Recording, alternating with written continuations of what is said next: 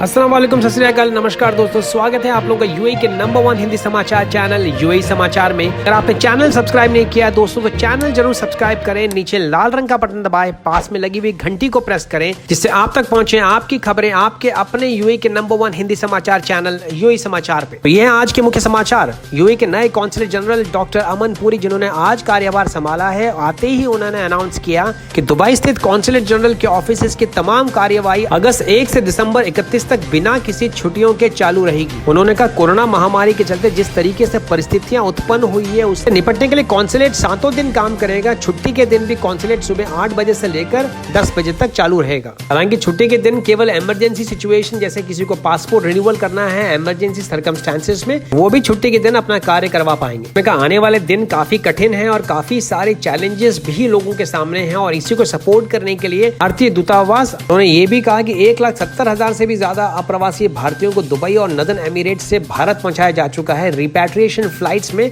और ये हमारी टॉप प्रायोरिटी है कि आने वाले दिनों में भी जितने भी भारतीय यहाँ से जाना चाहते हैं वापस देश में, उनको सपोर्ट पहुंचाना भारतीय दूतावास के टॉप प्रायोरिटी में से एक है। उन्होंने कहा 1,70,000 में से तकरीबन 40,000 से भी ज्यादा लोगों ने वंदे भारत मिशन की फ्लाइट्स का उपयोग किया है और तकरीबन 1,30,000 से ज्यादा लोग चार्टर फ्लाइट, जो कि प्राइवेट कंपनीज और अलग अलग समाज सेवी संस्थाओं द्वारा संचालित की गई थी, उनसे वापस गए हैं देश। डॉक्टर अमन पुरी ने भरोसा दिलाया कि भारतीय दूतावास हर संभव कोशिश करेगा उन सारे जरूरतमंद भारतीयों की सेवा करने के लिए कोरोना महामारी के दौरान, और वो सारे के सारे लोग जो आर्थिक रूप से जिन पे प्रभाव पड़ा है कोरोना महामारी के कारण। दुबई के एमिरेट्स एयरलाइंस ने अनाउंस किया है कि वो 4 नए शहरों में भारत से फ्लाइट शुरू करने जा रही है, जिससे अधिक से अधिक अप्रवासी भारतीय वापस दुबई लौट सकें, और ये फ्लाइट संचालित की जाएगी जुलाई 26 तारीख तक। इसके पहले एमिरेट्स एयरलाइंस ने अनाउंस किया था जुलाई 11 तारीख को कि वो ऑलरेडी रिपैट्रिएशन फ्लाइट शुरू करने जा रही है और ऑलरेडी कर चुकी है बेंगलोर, कोच्चि, दिल्ली, मुंबई और तिरुवनंतपुरम से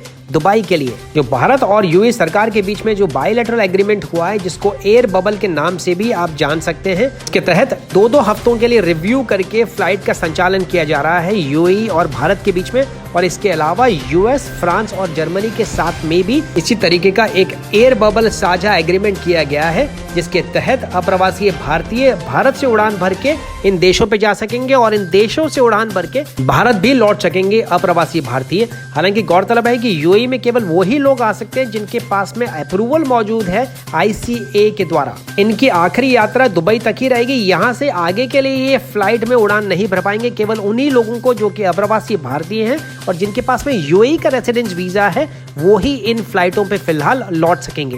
हालांकि देखने वाली बात यह है कि 26 तारीख के बाद में किस तरीके से ये एग्रीमेंट रिन्यू किया जाता है या इसमें और कोई फेरबदल किए जाते हैं। एमिरेट्स रोड पे शनिवार की शाम को एक भीषण दुर्घटना में 4 लोगों की मृत्यु हो गई।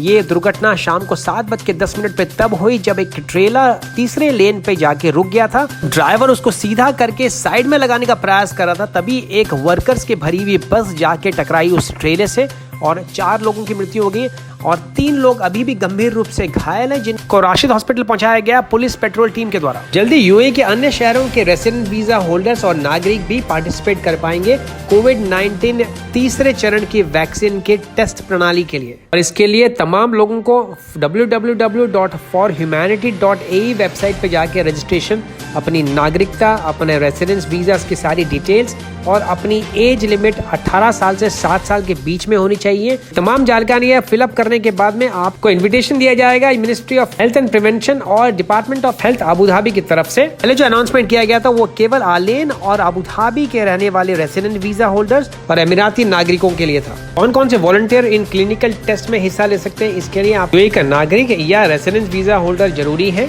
उम्र होनी चाहिए 18 से 60 साल के बीच में और केवल वे ही लोग जो कि पूर्ण रूप से स्वस्थ हैं और किसी भी जानलेवा बीमारी से ग्रसित नहीं है और कोरोना महामारी के इन्फेक्शन की कोई भी हिस्ट्री नहीं होनी चाहिए। रजिस्टर करने के लिए लॉगिन करें www.forhumanity.ae वेबसाइट पे। रजिस्ट्रेशन करने के बाद में टेस्ट ट्रायल के दौरान आपको दिए जाएंगे 2 डोजेज वैक्सीन के 3 हफ्तों के बीच में। उसके बाद हर महीने आपका चेकअप किया जाएगा वैक्सीन का प्रभाव आपके शरीर पे देखने के लिए पूरे साल भर तक। शेख हमदान बिन राशिद अल मक्तूम, जो कि दुबई के क्राउन प्रिंस भी है और चेयरमैन है एग्जीक्यूटिव काउंसिल के, उन्होंने रविवार को रिव्यू की और अनाउंसमेंट के रिजल्ट दुबई के तमाम सरकारी महकमे में खुशनुमा इंडेक्स के बारे में अलग अलग तय पैमानों के द्वारा ये रिजल्ट जारी किए गए तमाम सर्वे के बाद में, जिसके तहत दुबई स्टैटिस्टिक्स सेंटर को सबसे हाईएस्ट पॉइंट्स मिले 97.16%। उसके बाद दुबई पब्लिक प्रोसिक्यूशन दूसरे नंबर पे रही 93.56% के साथ, और दुबई पुलिस रही तीसरे नंबर पे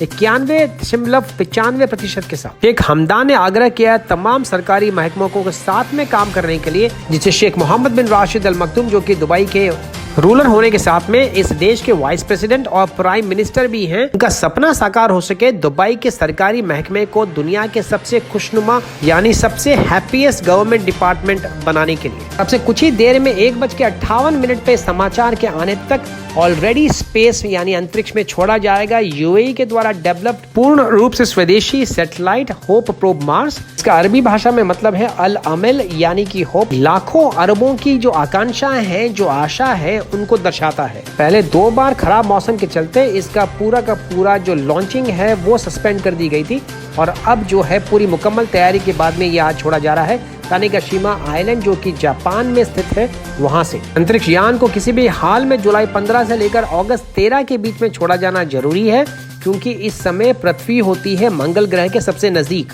49 करोड़ किलोमीटर की यात्रा तकरीबन 1,21,000 किलोमीटर प्रति घंटे की रफ्तार से ये पहुंचेगा मंगल ग्रह के वायुमंडल में आने वाले 7 महीनों में, यानी 2021 में, जब पूरा यूएई 50वीं सालगिरह मनाने जा रहा है संयुक्त राष्ट्र अमीरात के गठबंधन होने की। 24 घंटों में 211 कोरोना के नए केसेस निकल के सामने आए हैं।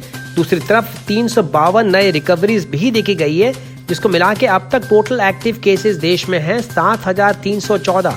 उसके अलावा एक नई मृत्यु भी दर्ज की गई, जिसको मिला के अब तक मृतकों की संख्या हो गई है 339। Minister of health and prevention के नए आंकड़ों के अनुसार तकरीबन 47,000 नए टेस्ट भी किए गए हैं संयुक्त राष्ट्र अमीरात में। तो ये थे अब तक के यूएई के मुख्य समाचार। दोस्तों, अगर आपने चैनल सब्सक्राइब नहीं किया तो चैनल जरूर सब्सक्राइब करें, लाइक का बटन प्रेस करें, और जो भी जानकारी आप प्राप्त करना चाहते हैं नीचे कमेंट बॉक्स में जरूर डालें। हमारी कोशिश रहती है कि आपके हर सवालों के जवाब आप तक पहुंचाए जाएं। तो आज के लिए इतना ही दोस्तों, मैं विजय चौधरी लेता हूं आपसे इजाजत। मैं मिलूंगा कल नए ताजा समाचारों के साथ। तब तक रखें अपना ख्याल। सत श्री अकाल, मां सलामा, शबा खैर, नमस्कार।